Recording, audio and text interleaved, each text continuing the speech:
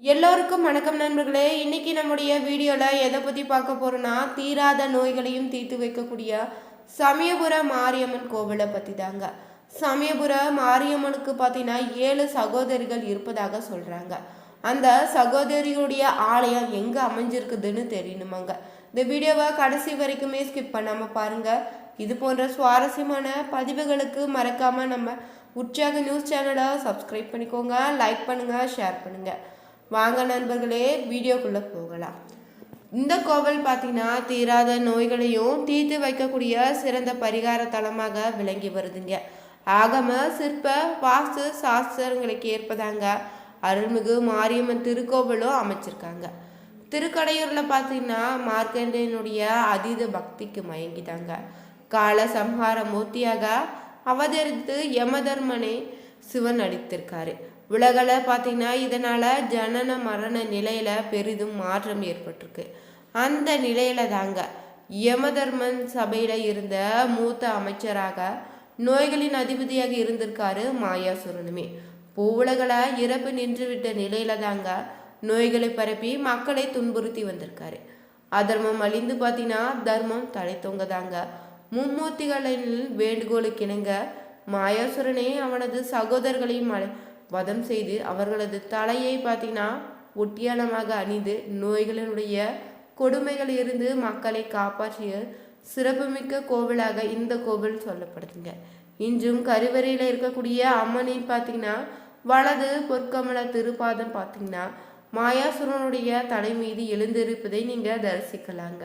மேலும் இந்த கோவிலில் தீராத நோய்களை தீர்க்க ஒரு சிறந்த பரிகார தலமாக விளங்கி வருதுங்க. ஆகம சிற்ப வாஸ்து சாஸ்திரங்களுக்கு ஏற்பதாங்க அருள்மிகு சமயபுர மாரியம்மன் திருக்கோவில் அமைச்சிருக்காங்க. இது செழிப்பையுமே வளத்தையும் உணர்த்துவதாக சொல்லப்படுதுங்க. கோவில் முகப்பில் இருக்கக்கூடிய நீண்ட பெருமண்டபம் பார்த்தீங்கன்னா பார்வதி கல்யாண மண்டபம்னு சொல்லப்படுது. 3 திருச்சுற்றுகளை கொண்ட இந்த கோவிலில் கிழக்கில் உள்ள சன்னதி தெருவில் தாங்க அருள்மிகு விநாயகர் திருக்கோவிலும், தெருக்களை பார்த்தீங்கன்னா அருள்மிகு முருகன் திருக்கோவிலும் அமைஞ்சிருக்கு. தேரோடும் வீதியில் வடக்கே பார்த்தீங்கன்னா மீண்டும் ஒரு விநாயகர் கோவில் அமைஞ்சிருக்குதுங்க. மேற்கில் அருள்மிகு ராஜகோபால சுவாமி பிரதிஷ்டை செய்திருப்பது மற்றொரு சிறப்புனே சொல்லலாங்க. இந்த சமயபுரம் மாரியம்மன் கோவிலில் சிறப்பான விழாக்களாக பார்த்தீங்கன்னா தைப்பூச திருவிழா, பூச்சொரித்தல்னே, சித்திரை பெருந்திருவிழா, புரட்டாசி நவராத்திரி பெருந்திருவிழா ஆகியவை முக்கிய விழாவாக கொண்டாடப்படுதுங்க.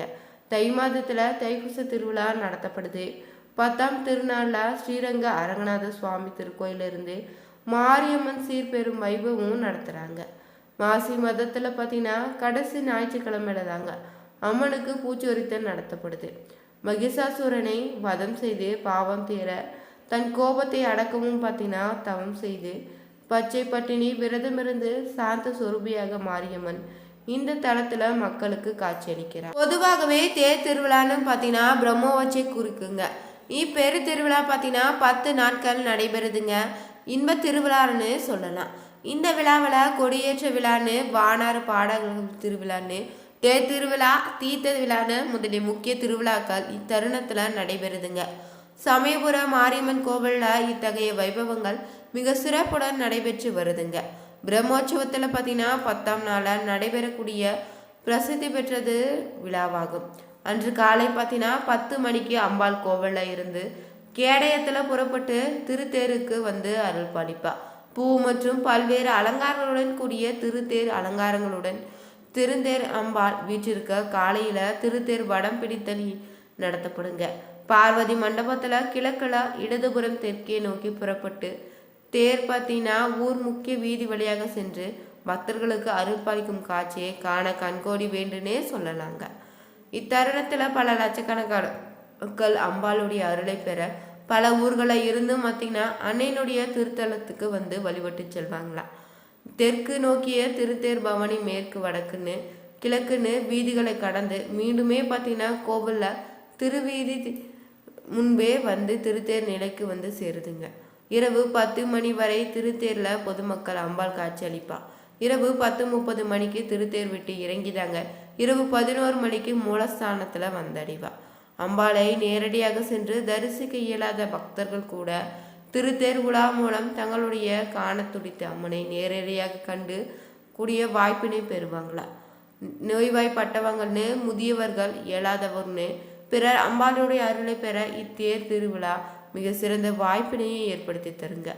வளம் வரும் அன்னையினுடைய அருளை மக்கள் அனைவரும் பெற்று புத்துயிரோடு தங்கள் இல்லம் நோக்கி செல்வாங்களா. அன்னை தன்னுடைய துன்பங்களை அறியாமையால் நமக்கு இருக்கும் ஆணவத்தை அடியோடு அகற்றுவா. திருத்தேர் பவனி வரும் அம்பாள் தன்னுடைய அருளை ஓரறிவு முதல் 6 அறிவு வரையுள்ள உயிர்களுக்கு எந்தவித பேதமும் இல்லாமல் ஏகமதமாய் வழங்குவதாக சொல்லப்படுது. கோவிலில் தல விருட்சமாக வேப்பமரம் அமைஞ்சிருக்குங்க. சுமார் 1000 வருடங்களுக்கு முற்பட்டதாகவும் சொல்லப்படுது. இந்த மரம் தற்பொழுது காப்பு விண்ணப்பிச்சிட்டு விண்ணப்பிக்கும் முதன்மை இடமாகவும் இருக்குதுங்க. அம்பாளுக்கு பூஜைகள் நடைபெறும் போது தல விருட்சத்துக்கும் பூஜைகள் நிகழ்வதுங்க. வேப்பமரம் என்றாலே மகமாரியின் மறுபிம்பமாக சொல்லப்படுதுங்க.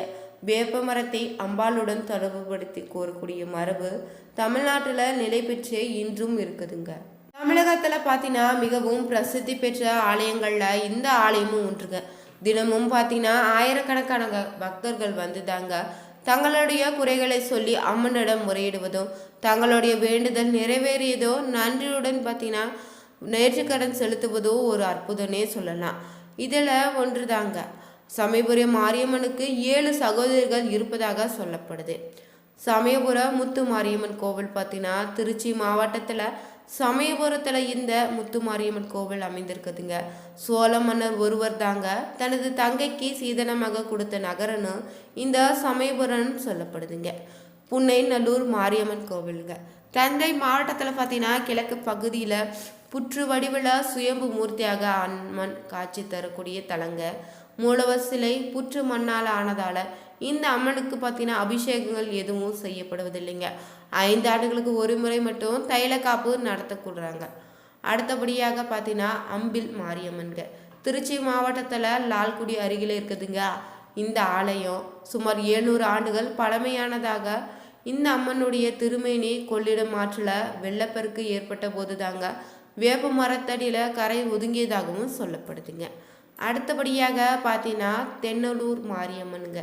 புதுக்கோட்டை மாவட்டத்தில் இலுப்பூர் வட்டத்தில் தாங்க இந்த கோவில் அமைஞ்சிருக்கு. தென்னூர் கிராமத்தை அதிதேவதையாக இந்த மாரியம்மன் விளங்குதுங்க. ஆரம்பத்தில் எளிமையாக கூரையில் இருந்த அம்மனுக்கு பிறகு கோவில் கட்டப்பட்டதாகவும் சொல்லப்படுதுங்க. நர்தமலை முத்து மாரியம்மன்க புதுக்கோட்டை மாவட்டத்தில் இருக்கக்கூடிய நர்தமலை ஊரில் இந்த மாரியம்மன் அமைஞ்சிருக்கு. 9 மலைகளால் சூழப்பட்டதாக இந்த கோவில் அமைஞ்சிருக்குதுங்க. 6வதாக கொன்னையூர் மாரியம்மன் தாங்க. புதுக்கோட்டை மாவட்டத்தில் பொன்னாவரவதி அருகே தாங்க கொன்னையூர் கிராமம் இருக்குது. இந்த கோவிலில் ஊர் மத்தியில் இந்த மாரியம்மன் 4 திசைகளிலுமே உள்ள மக்களை இந்த மாரியம்மன் காத்து வருவதாக சொல்லப்படுது. 7வதாக வீரசங்கம்பேட்டை மாரியம்மன் கோவில் தாங்க. திருவையாறு அருகே இருக்கக்கூடிய குடமுரட்டி ஆற்றின் தென்கரையில் அமைஞ்சிருக்குதுங்க இந்த ஊர். இங்கு தான் இந்த மாரியம்மன் கோவிலும் அமைஞ்சிருக்குதுங்க. சமயபுரம் மாரியம்மனுடைய சகோதரிகளில் கடைசி தங்கைன்னு இந்த மாரியம்மன் சொல்லப்படுதுங்க.